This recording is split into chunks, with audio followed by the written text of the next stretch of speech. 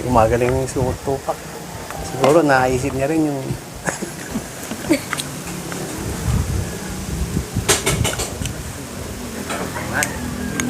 magandang tanghali. This is Farming with Tyron and Karen. This is, I think, third episode na natin. Kasama natin si Pepoy at Felix. Jun, ano yung mga natututunan mo ngayon kay Felix at saka kay Pepoy? Marami. Ibang klase. Oo. This is, mga scientist po sila eh. So, High quality. environment scientist, yung mga ibang natutunan namin sa experience at kasi sila scientist, bukod sa pagiging scientist, meron silang farm. Maganda at saka maganda yung kalidad. So, pupunta tayo mamaya doon, magkakapit tayo. Ang pag-uusapan natin kung ano yung reaction nila doon sa farm natin. Chris, ayan, ay kapakita mo, nagagawa ng kinilaw si Chris. Ha? Oh, nakikinilaw. Dahil kausap namin mga scientist, ang kinilaw scientist namin, si Chris. Si Chris A. And then, eto si Mabel. Pakita mo yung niluluto ni Mabel. Eto. Tinola na gamit yung aming papaya. Baka naman yung papaya binili nyo sa kapitbahay pa. Okay? Sige. Si Wawi. Nag-aayos ng yelo. Okay. So, pupunta na kami doon. Kausapin namin ng mga scientist at ang dami namin natututunan.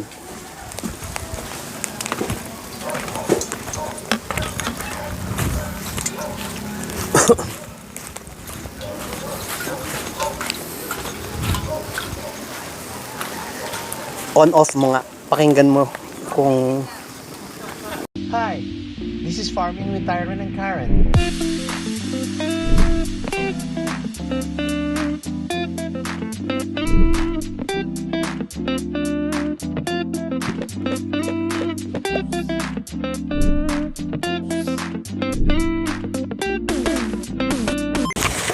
Gumagaling yung tupak. Siguro naisip niya rin yung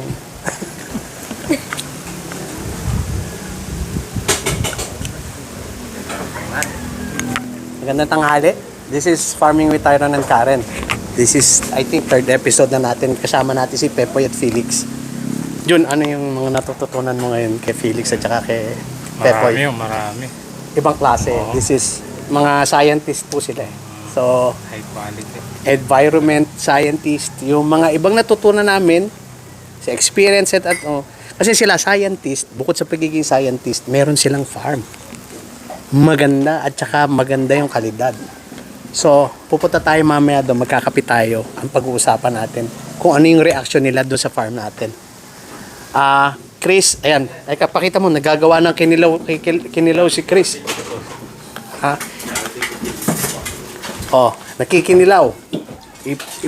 Dahil kausap namin mga scientist, ang kinilaw scientist namin, si Chris. Si Chris A. And then, eto si Mabel. Pakita mo yung niluluto ni Mabel. Eto. Tinola na gamit yung aming papaya. Baka naman yung papaya binili nyo sa kapitbahay pa. Okay? Sige. Si Wawi. Nag-aayos ng yelo. Okay. So, pupunta na kami doon. Kausapin namin ng mga scientist at ang dami namin natututunan.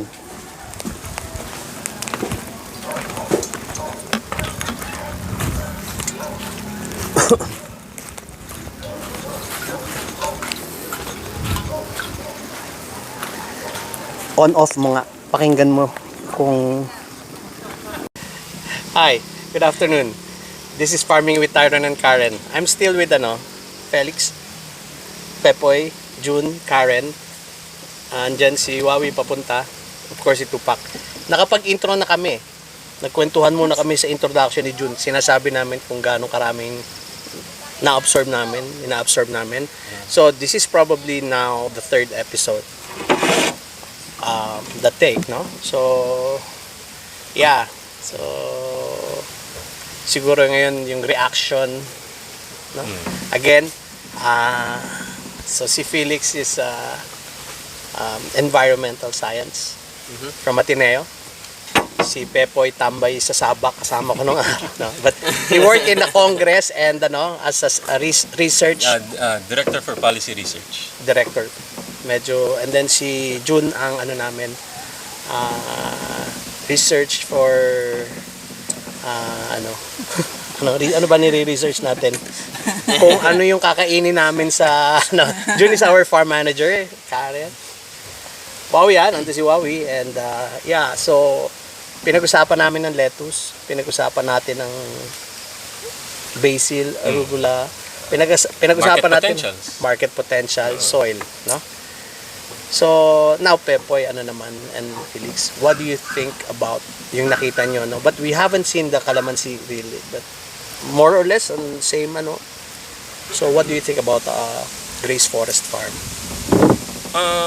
For me, Tay, first thing na I noticed dito is yung fertility talaga ng lugar. I mean, anyone who will tell you otherwise, ewan ko kung bakit gano'n ang sasabihin.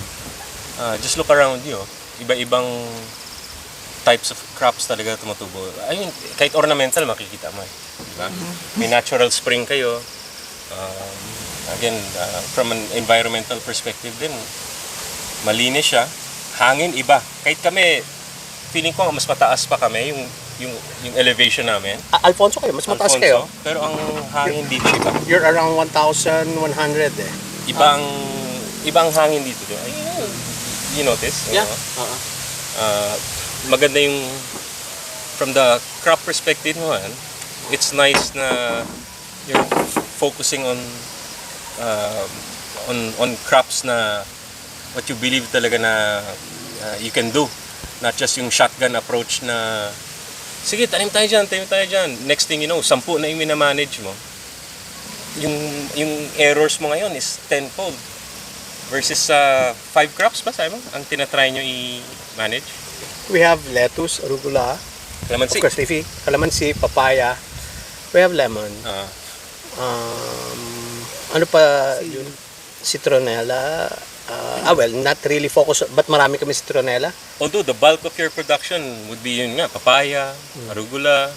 I mean, it's good na you really decided. Kasi nung kami na nagsisimula, we didn't know how to decide. As in, By the way, si Pepoy and Felix is with Kalye Luntian. Kalilantian.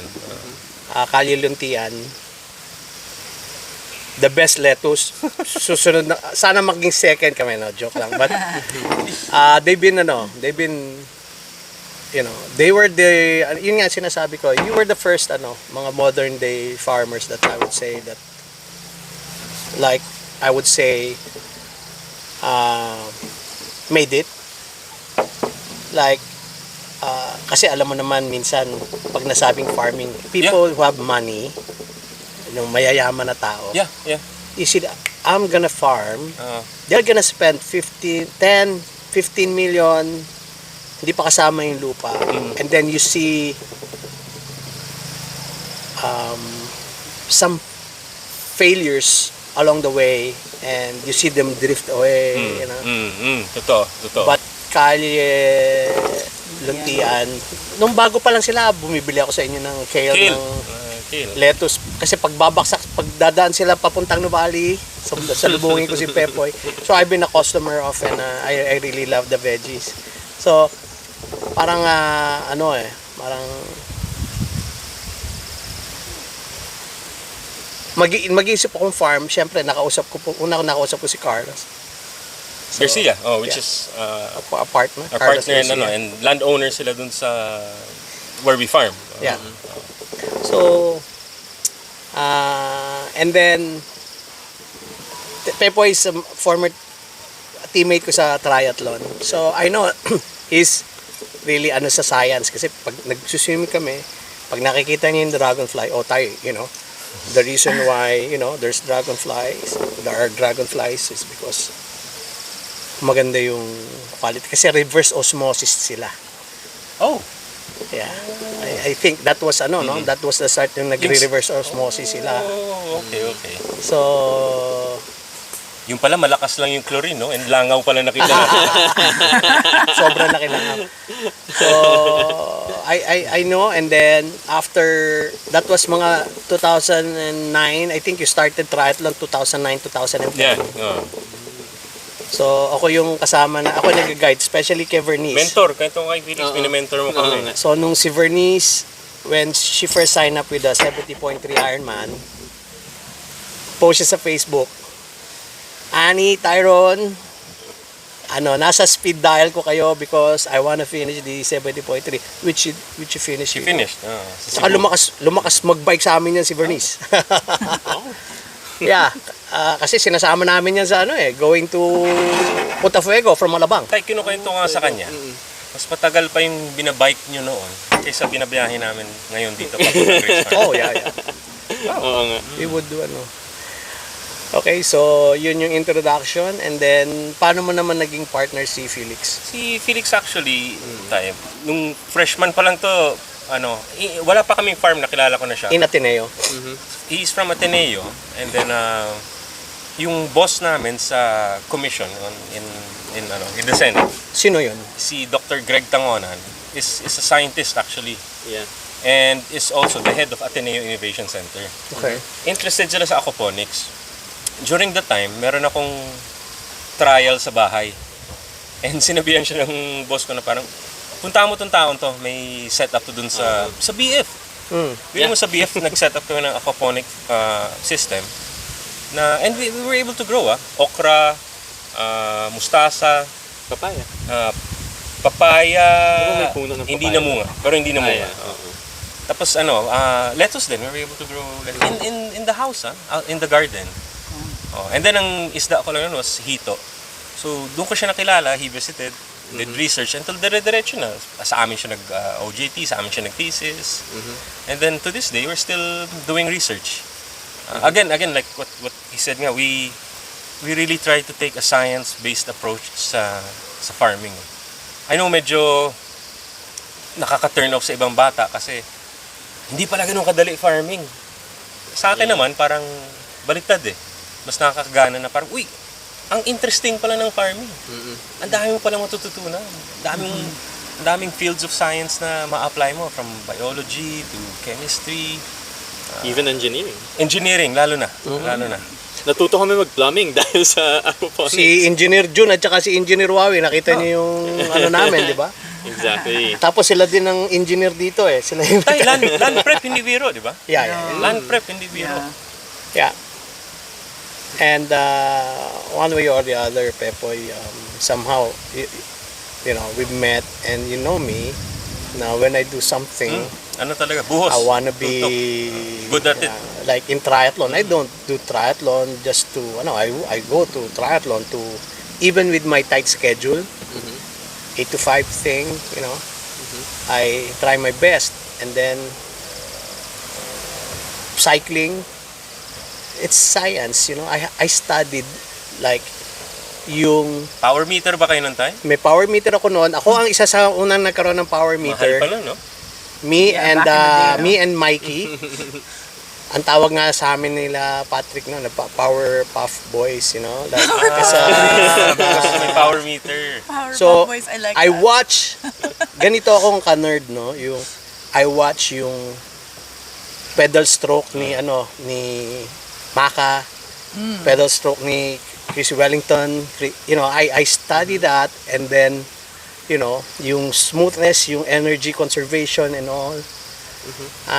Tay, i-disclaimer lang. Para sa mga bata, yung Maka tsaka Wellington, research nyo na lang. Ano na yun, mga lolo na ngayon yung sa triathlon. Chris McCormick and Chrissy Wellington, they are legends. Yeah.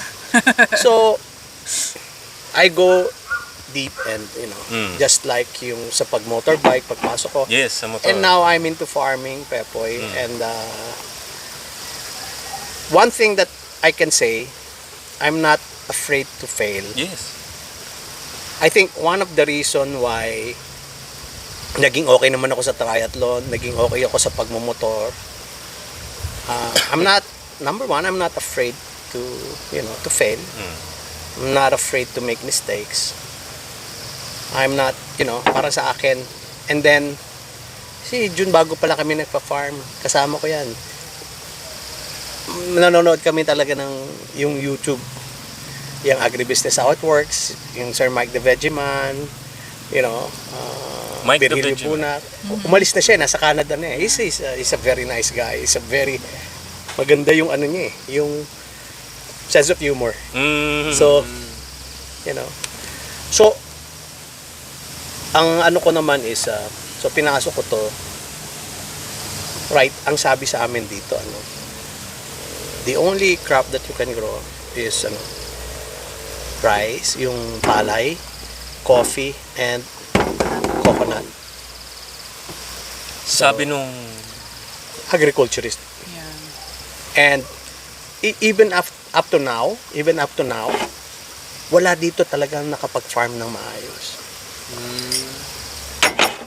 ikaw lang ang farm dito tayo sa We became the demo farm of Sinuluan Sinuluan. sa Upland ng because we're not afraid eh. Like unang salvo namin 4.7 kasi nga pagkuha 4.7 kaya sinabi sa amin na ganun yung rice. so naglagay kami ng mga inputs and all. One thing siguro yung isa yung nabungkal yung lupa. I think umano yung I think that's one of the reasons. Yeah. So, kaya nagulat sila, pechay. So, pasunod na bisita nila, pechay kami, puro pechay ito. Nagulat sila. Like, wow. So, they started telling people now, you can grow there, you can grow there. They're saying, we are one of the inspirations of people farming around. So, And that's makes good. It's, us, it's spurring a movement dito sa... Ang Sinulauan ba is known for ano tayo? Rice.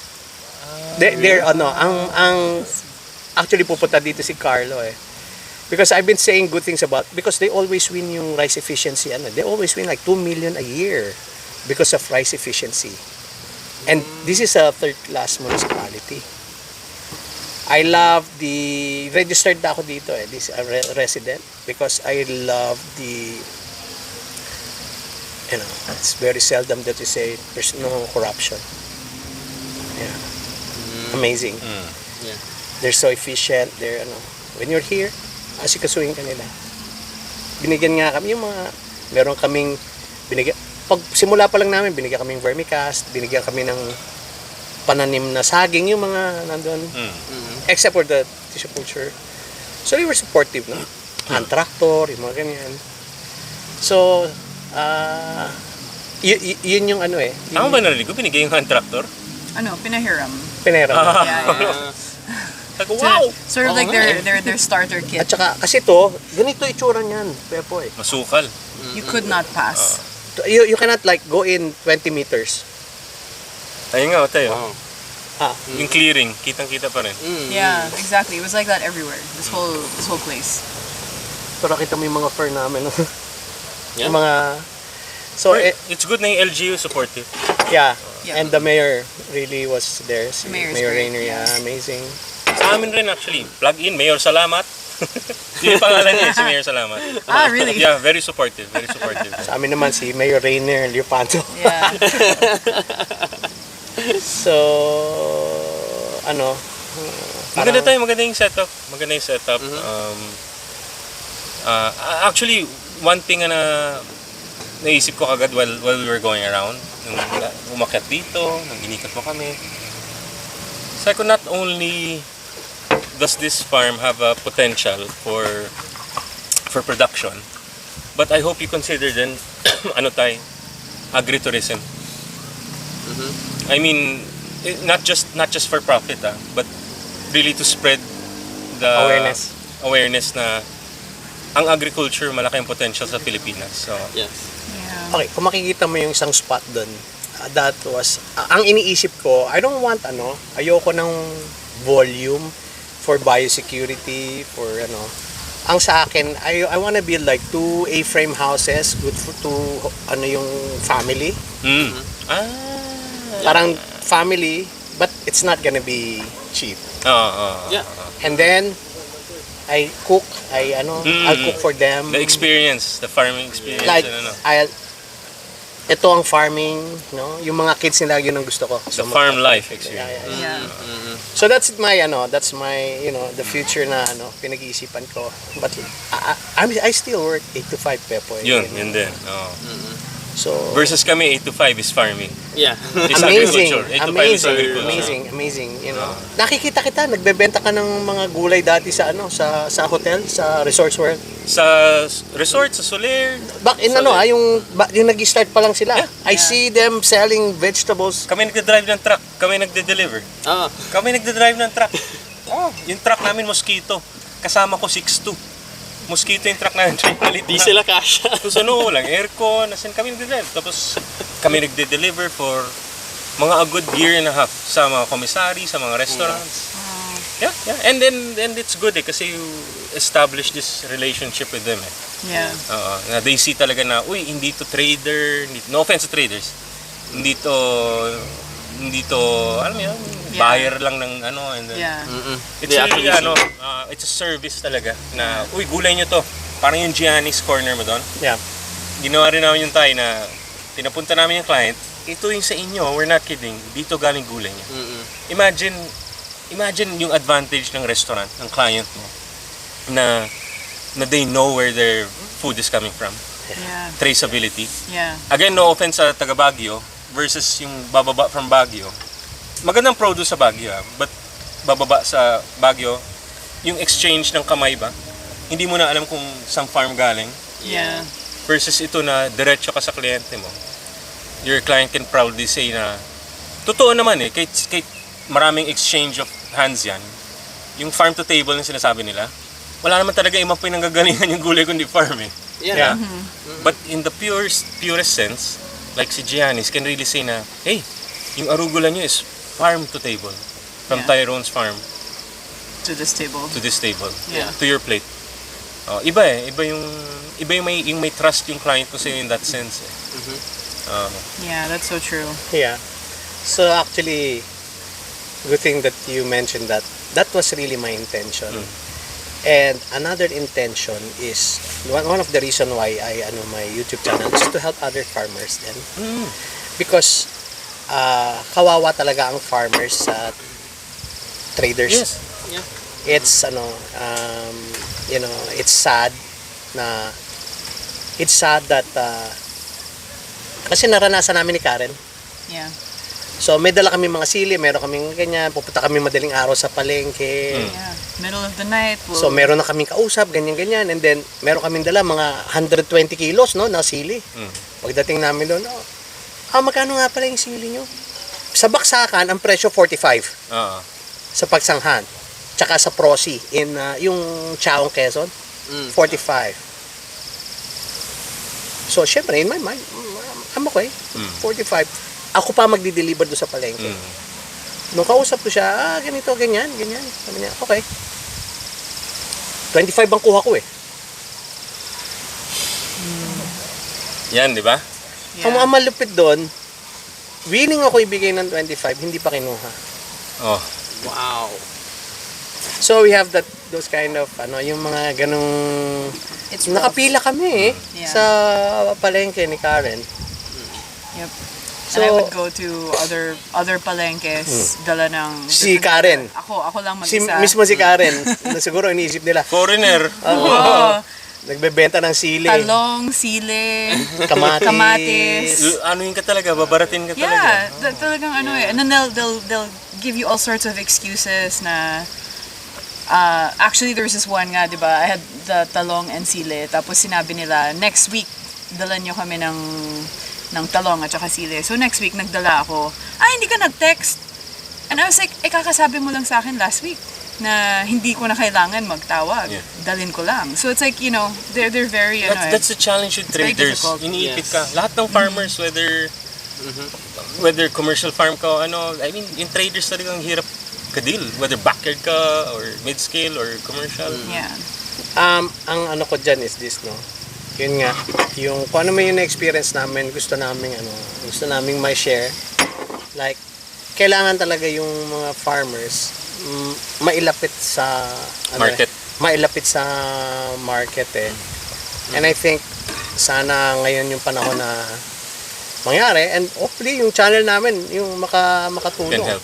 Like, kasi once na like yung kay the Johnny, sabi niya, I wanna help farmers too. So sabi ko, I don't have this veggies, ganyan. Okay.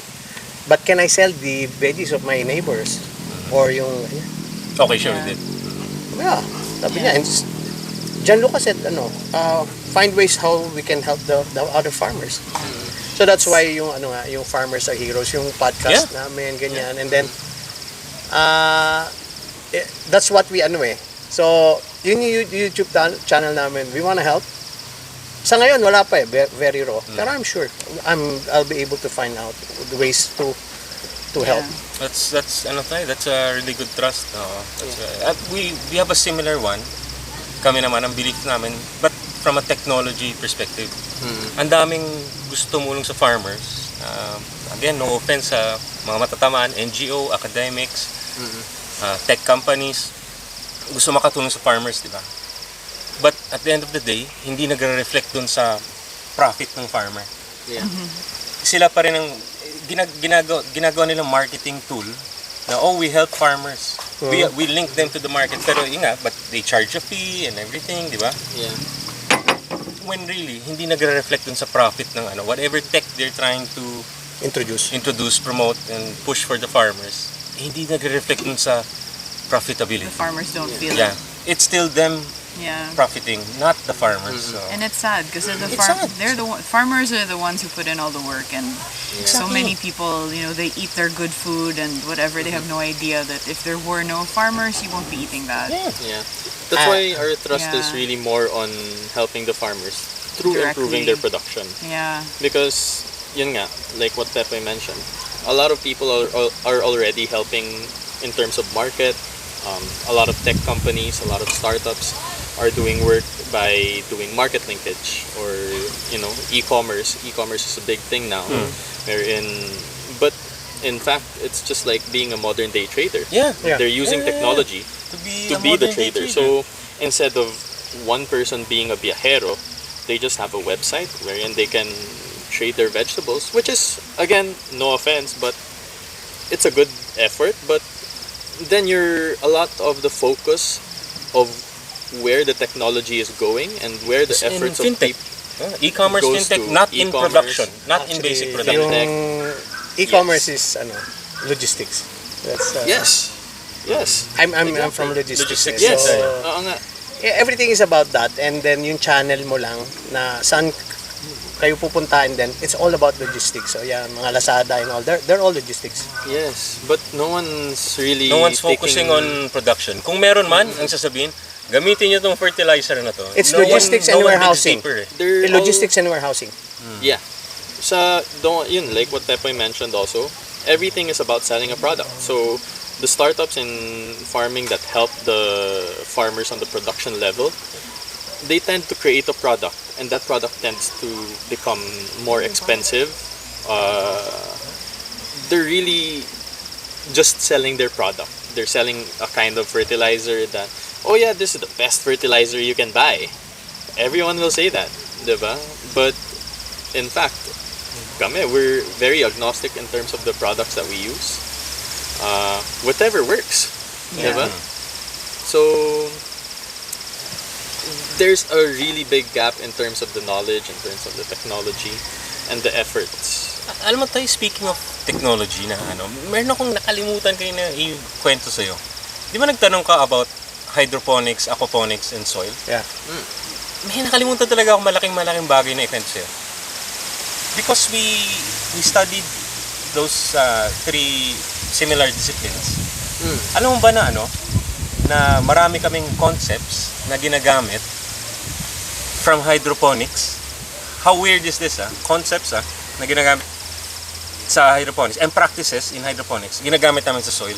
Yeah, Oh, actually, Yeah. so it's applicable. It's applicable. It's applicable. they're the same plants. Oh. Yeah. Well, true.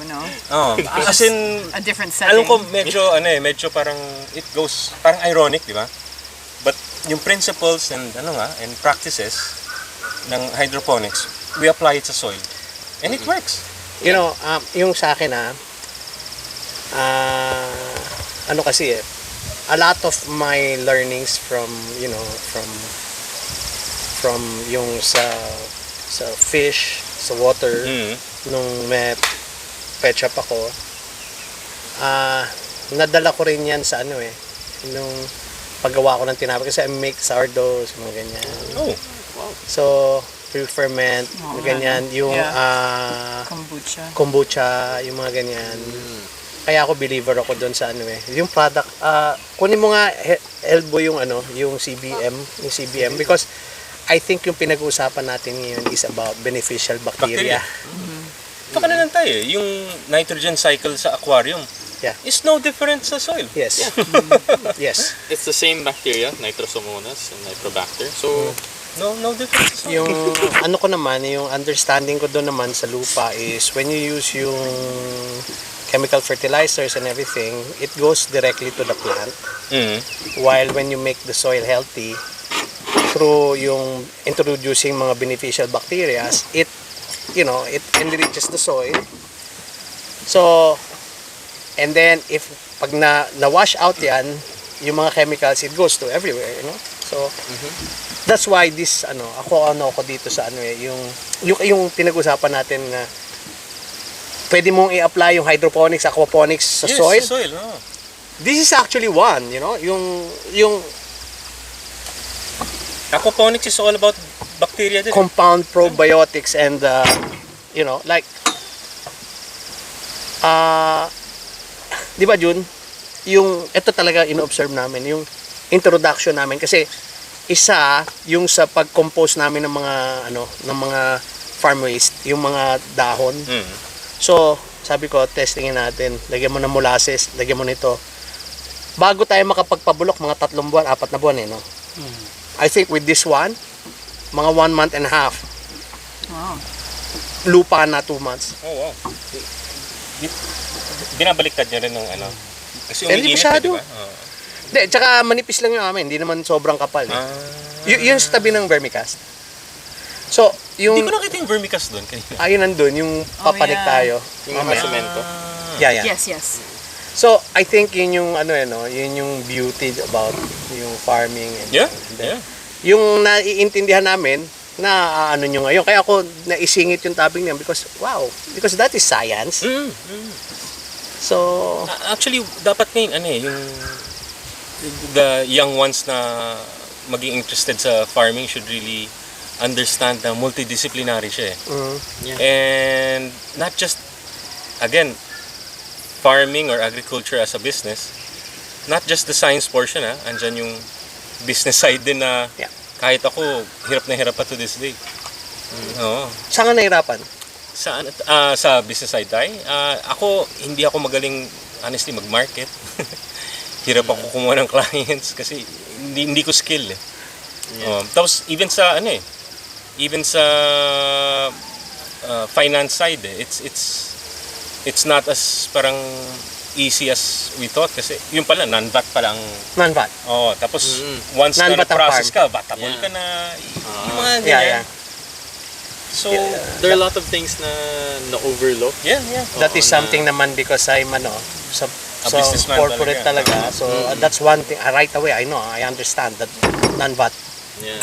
ang nahirapan lang ako tayo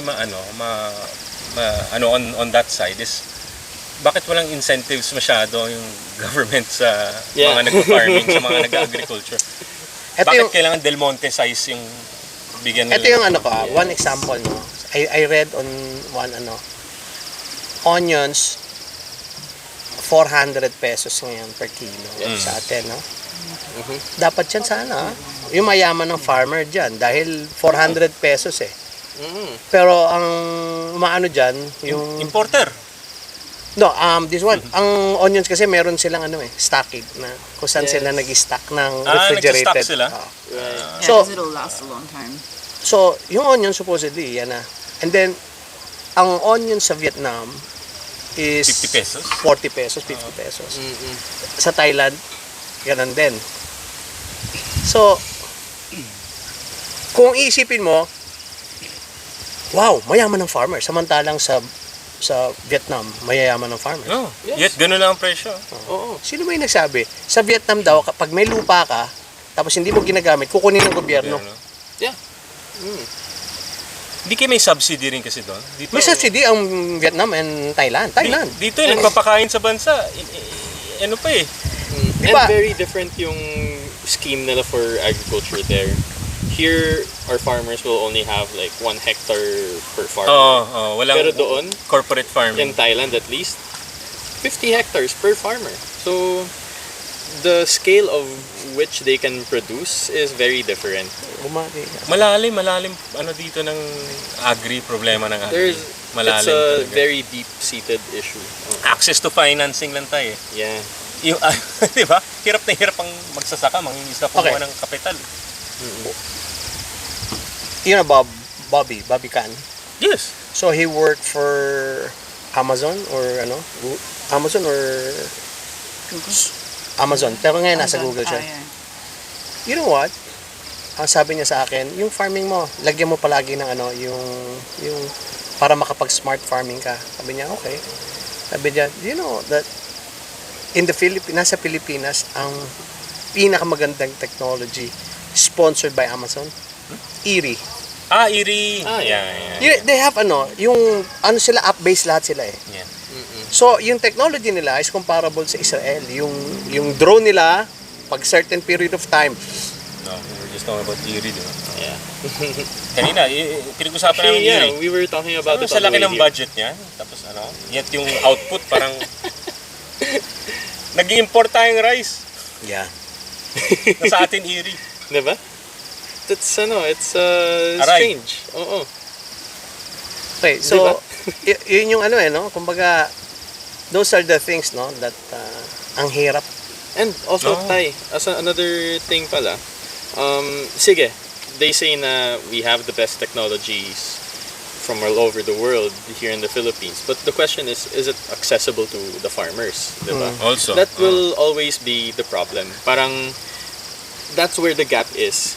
These big companies, these big tech companies will see that this is what the farmers need. But the farmers don't see it that way. Diba? Tapos pag tinay up naman with the government project, yung pondo saan pupunta? Oo. Di ba yung fertilizers ka, may mga Yeah, di ba? yeah. Exactly. So, it's It's a sad laki ng gap. situation. Grabe yung gap. That's why kami ni Pepoy, we see it as if you're trying to help farmers, but hindi ka mag-farm rin. Diba? You have to prove that it's really feasible, profitable as a business. Diba? So that you actually understand where the farmers are coming from. Get your hands dirty. Alam mo kung sino may magandang Yeah. farm na maganda yung produce? Si Senator Kiko Pangilinan. Sa Sa Silang. Alfonso rin. Sa Alfonso Alfonso. rin. Ano siya? Ah, Kay Suyo yata siya. Yeah.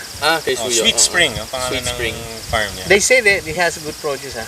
I haven't seen his Yeah, we haven't his- visited. his- So I heard that he's introducing yung mga students to go. Yes, to go. Welcome rin tayo. We're very open, lalo sa students. Meron akong isang hindi ko pa nasasabi. So I have a project na together with the school for special Live ba to, Nay? yeah. Ha? Oo. So it's special It's not live, but it's being not live but recorded. it's recorded. Yeah. Okay, So- okay. Okay. Lahat. Ano na tayo? Live na, Yeah. live na. So yun, Yeah. So maganda naman. So tikman naman natin yung yung isda dito, tsaka yung yung manok is katay nyo.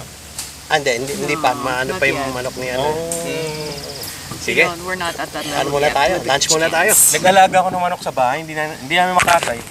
Bakit? Naging alaga eh. Naging alaga. Binibisita ng anak ko every morning. That's the problem din. Ganun din, meron kami ditong yung baboy. Nilagyan pa nila ng pangalan. Yung baboy namin tayo, kinatay namin, masarap. Ayan, alam mo ba tayo? Sa Soler, 25 heads of lechon ang kailangan per week. Wow. Sino nagsusupply? Si Mila? Si... Tay, walang makasupay. Oh, Imagine walang makasupply. aha.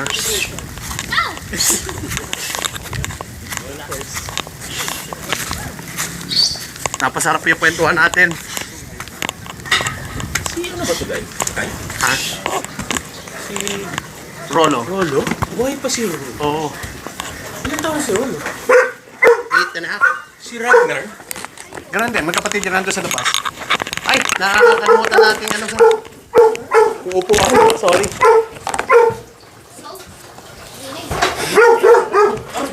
Hindi sila magkasundo? Hindi sila masyadong ano. Yeah. Sometimes the boys don't get along so well, so Kunin niyo yung upuan. kind of separate them a bit. Kunin niyo yung upuan. On a race. Talaga? Doggy Dash. Uy!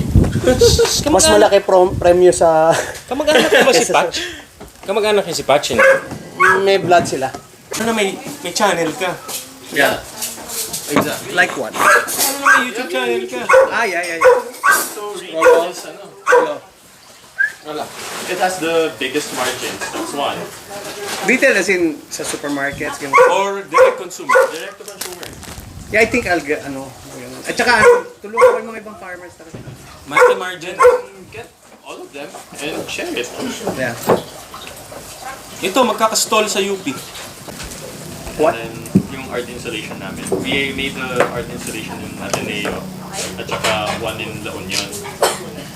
So, actually meron din sa Japan, meron sa Hawaii. All over the world, meron akong